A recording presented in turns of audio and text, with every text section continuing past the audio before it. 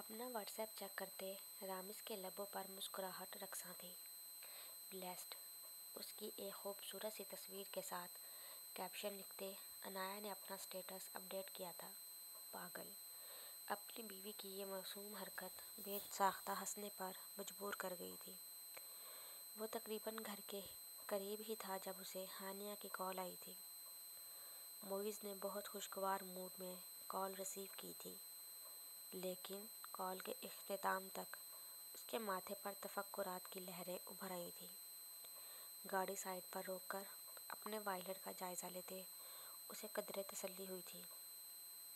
اس نے دوبارہ ہانیہ کو کال کرتے باہر آنے کو کہا تھا تاکہ وہ چل کر اپنی پسند سے عنایا کے لیے کوئی گفٹ لے۔ وہ بہت کم فرمائش کرتی تھی، اس لیے معیز کی کوشش ہوتی کہ وہ اس کی فرمائش کو ضرور پورا کرے۔ وہ اپنے ماں باپ اور بھائی کی لاڈلی تھی، جہاں منہ سے نکلنے والے حروف کو پورا کیا جاتا تھا۔ اسے احساس تھا کہ اس کے ساتھ ہانیہ کی زندگی مشکلات سے عبارت تھی، لیکن ہانیہ کے مزاج کی سادگی اور اس کا خلوص انمول تھا۔ وہ ایک خوشگوار شام رہی تھی۔ عنایا کی سالگرہ بھی تھی، سب اس کے لیے گفٹ لے کر آئے تھے۔ ہانی بچے، کیا ضرورت تھی اتنا مہنگا سوٹ اور جیولری گفٹ کرنے کی؟ مہینے کے آخری دن ہیں، تم نے خواہ مخواہ معیز کا اتنا خرچہ کروا ڈالا۔ اکیلے میں اماں نے اسے ڈانٹا تھا۔ اپنے کپڑے تہہ کر کے بیگ میں رکھتے ہانیہ کے ہاتھ سست ہوئے۔ کچھ نہیں ہوتا اماں، کون سا روز روز ایسے موقع آتے ہیں؟ پھر اس کی پہلی سالگرہ تھی، سب اس کے لیے تحائف لے کر آئے، میں نہ دیتی تو کتنا عجیب لگتا، وہ مدھم سے لہجے میں کہہ رہی تھی۔ اسے خود بھی احساس تھا کہ اس نے معیز کا خاصا خرچہ کروا دیا تھا، وہ بھی مہینے کے آخری دنوں جب ہاتھ بہت تنگ ہوتا تھا۔ لیکن ہانی، انسان کو اپنی چادر دیکھ کر پاؤں پھلانا چاہیے، نہ کہ دوسروں کی دیکھا دیکھی بندہ خود کو مشکل میں ڈالے۔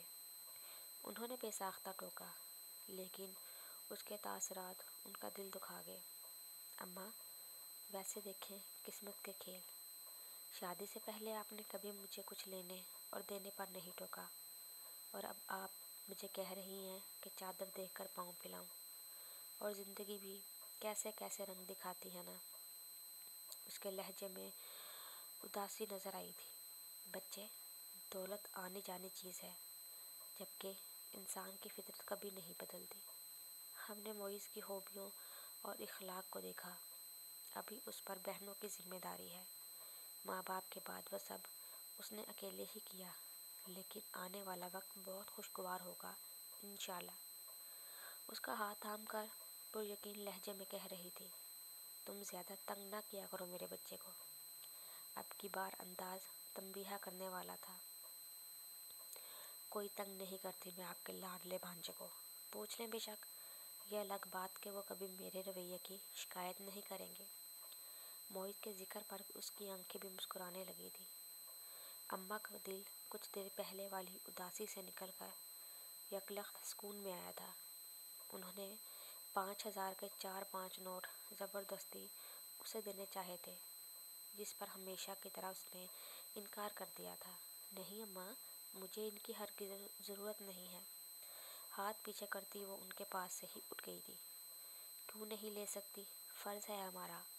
وہ خفا ہوئی تھی کیونکہ وہ ہر بار ایسے ہی انکار کر دیا کرتی تھی۔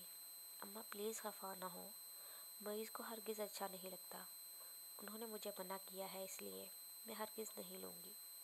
اس کا انداز بالکل دو ٹوک تھا۔ پتہ ہے اماں، شروع میں مجھے آپ لوگوں پر بہت غصہ آتا تھا کہ جانتے بوجھتے آپ لوگوں نے مجھے آزمائش میں ڈال دیا، لیکن معیز کے ساتھ گزرتا ہر دن مجھے احساس دلاتا ہے کہ آپ کا فیصلہ بہترین تھا۔ وہ اپنے خوش اور پرسکون ہونے کا اظہار کر رہی تھی۔ جہاں اماں کی آنکھوں میں تشکر کی نمی اتری، وہیں اسے بلانے آتا معیز دروازے سے ہی واپس پلٹ گیا تھا۔ محبت اور یقین کا اظہار انسان کو مسرور کرتا ہے، لیکن خود پر کیا جانے والا مان اور توقعات آپ کی ذمہ داری کے بوجھ کو بھی بڑھا دیتی ہیں۔